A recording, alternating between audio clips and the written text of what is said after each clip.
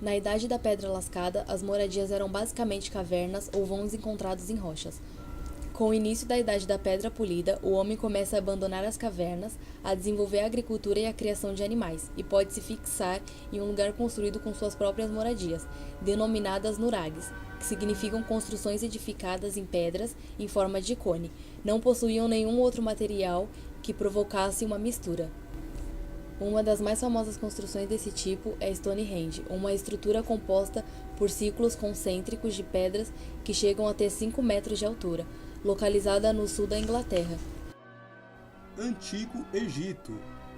A arquitetura egípcia se desenvolveu por cerca de 3.000 anos.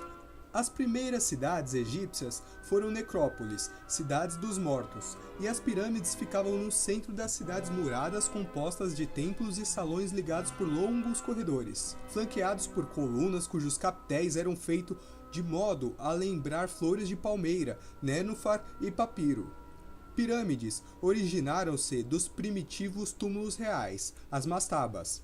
Estas tendiam a ser estruturas em degraus, mas raramente com mais de 7,6 metros de altura. Uma das mais primitivas pirâmides de degraus foi a de Sosé, em Saqqara, início da terceira dinastia, 2778 a.C., pelo arquiteto Imhotep. Os templos eram construídos para a veneração popular dos deuses durante o Novo Reino. Os mais famosos são o Grande Templo de Amon, em Karnak, Templo de Luxor, em Tebas, e o acesso a esses enormes edifícios passa por avenidas flanqueadas por esfinges e assustadores portões ou pilonos de entrada, que conduzem a salões de colunas, pátios e santuários. As paredes dos pilones são abatidas, ou seja, de base para o topo, curvam-se para dentro. Essa era uma maneira de construir com força e certeza usando tijolos. Tornou-se um estilo de construção característico da arquitetura egípcia, antiga e revivida.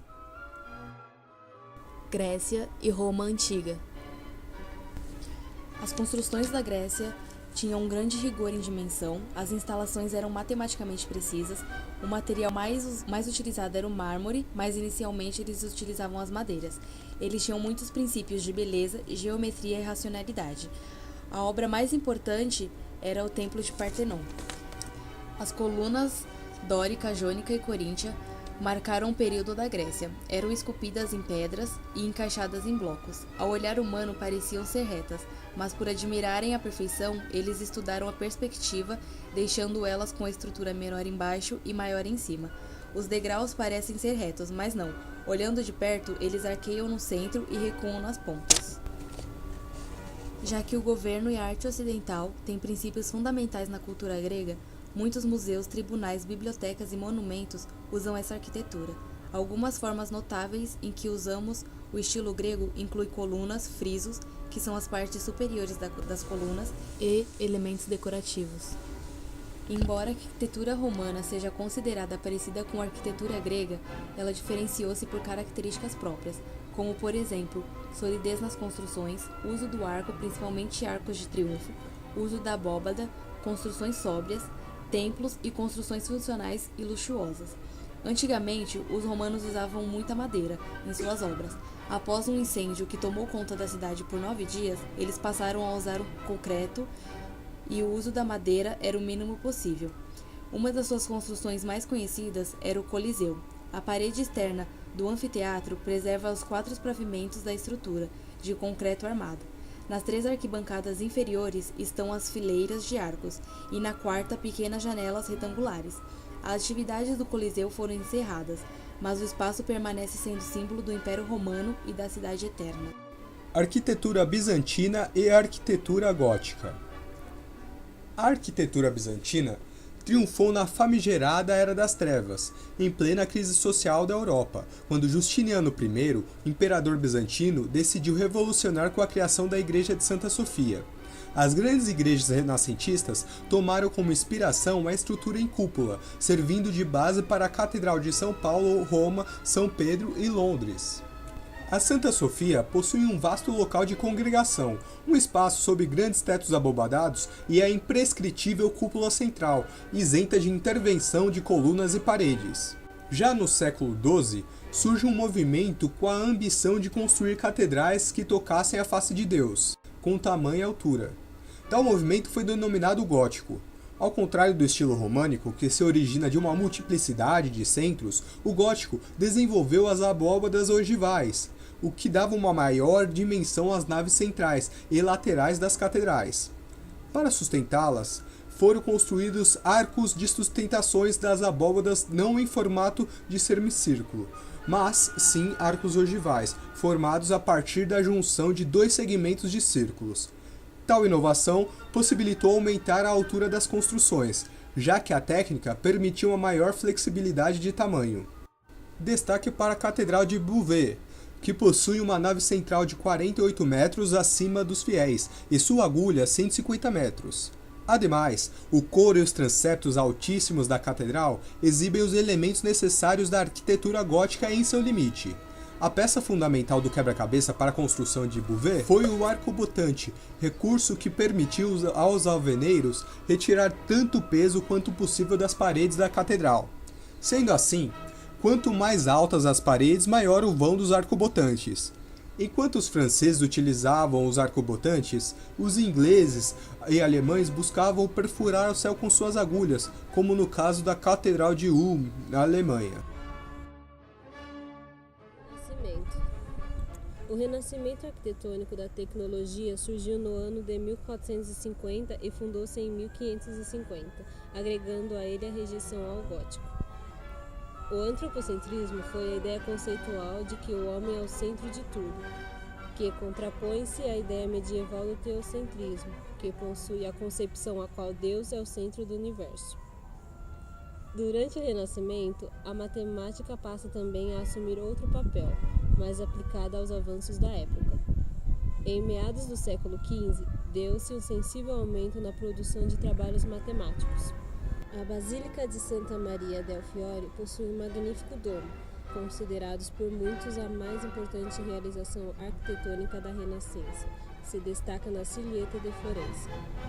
No interior da catedral, você encontra janelas com vitrais, afrescos de mestres italianos e um dos mais antigos exemplares de relógio de 24 horas com horas itálicas do mundo.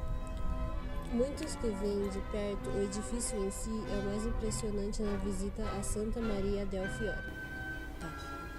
O ferro começou a ser utilizado na arquitetura durante o século XIX, quando o processo de industrialização começou a surgir na Europa. Com o decorrer dos anos, o conhecimento e o estudo da tecnologia foi se aprimorando e dando origens a novas formas para se adquirir energia, deixando o carvão mineral em segundo plano e utilizando do gás e o petróleo como combustíveis e fontes importantes de geração de energia para a iluminação urbana, residencial e industrial. Foi nesse período que a utilização do ferro na arquitetura começou a ser utilizado, pois muitas famílias migravam para os centros industriais em busca de trabalho. Com isso, as construções de rápida forma para abrigar e transportar essas pessoas foi sendo cada vez mais necessárias. Consequentemente, os terrenos ficam mais caros, incentivando as construções de prédios cada vez mais altos. Art Nouveau foi uma tentativa de encontrar uma aparência nova para uma época nova, com suas formas floridas e curvilíneas. Esse estilo foi usado como uma forma de decoração nos teatros, lojas, restaurantes e cafés. A Art Deco foi um estilo dominante nas artes decorativas e na arquitetura de fins da década de 1920 e início da década de 1930. Nessa arquitetura encontrou sua maior expressão em arranha-céus e cinemas. Os arquitetos do movimento inglês denominado Artes e Ofícios abominavam a era das máquinas e detestavam o uso de estruturas de aço e concreto armado que haviam se interposto em sua visão pseudo-medieval. Para eles, as casas do estilo Artes e Ofícios ofereciam uma fuga à dura realidade da Inglaterra industrial. Modernismo. A Bauhaus foi a combinação de uma academia alemã de belas artes com uma escola de ofícios, onde todas as artes se uniam, entre elas a arquitetura, escultura e pintura. Seu objetivo era aliar a arte e ofícios à indústria, para elevar a qualidade do design industrial alemão. Tinha como característica formas lineares simples e de fácil produção em escala. Produziam projetos para habitações pré-fabricadas e de baixo custo. Em 1933, quando Hitler assumiu o poder, foi fechada compulsoriamente. Após o fechamento, muitos artistas de Bauhaus mudaram-se para os Estados Unidos, onde deu origem ao movimento modernista na pintura, no design industrial e arquitetura, onde construíam edificações pré-fabricadas, utilizando estruturas de aço para a construção de edifícios. No Brasil, foi marcado principalmente pela construção de Brasília, onde todo o projeto foi influenciado por Le Corbusier. Le Corbusier nasceu na Suíça, onde estudou artes e ofícios. Percorreu o mundo inteiro com o objetivo de ampliar seus conhecimentos e técnicas na arquitetura. A partir de suas relações urbanas construídas por experiências, houve uma busca de criar um novo modelo de arquitetura. 5 pontos da arquitetura modernista, criado por Le Corbusier em 1926. Primeiro, planta livre. Desvinculação entre estrutura e paredes divisórias. Segundo, fachada livre, resultante da independência de estrutura.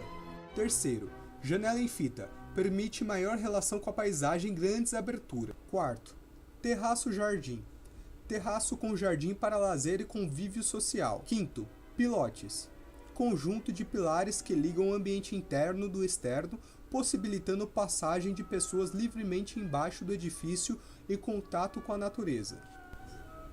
O pós-modernismo foi criado em meados da década de 1960. Um grupo de arquitetos questionavam a nova arquitetura e consideram a mesma sem personalidade. Publicaram um manifesto no qual subverteu o famoso dito de menos é mais, anunciado que menos é uma chatice. Tinha como característica detalhes exagerados, casas divertidas e coloridas e museus e galerias de arte, abandonando assim o branco e simplista do modernismo. A arquitetura orgânica. O movimento verde na arquitetura poderia ser resumido em nome de Henri Markovets. Protestava contra o impacto do design pré-fabricado de estilo soviético, que estava destruindo as principais cidades húngaras. Ele propunha uma arquitetura que ligasse o céu com a terra, já que ele era naturalmente religioso. Nas décadas de 1970 e 1980, trabalhou nas comunidades de florestas, margens de lagos, construiu salões comunitários e gigantescas aves de rapina. Eram construções baratas, usando árvores como coluna e fácil manutenção, que funcionava como ponto de referência para os habitantes que temiam a industrialização da Hungria rural. Mas isso não aconteceu por causa da queda do comunismo. Sua primeira obra a receber aclamação crítica foi a sua capela mortuária em Farkashegy, em 1977, um subúrbio de Budapeste. Entre 1989, ele projetou e construiu a expressiva Igreja Católica de Pax.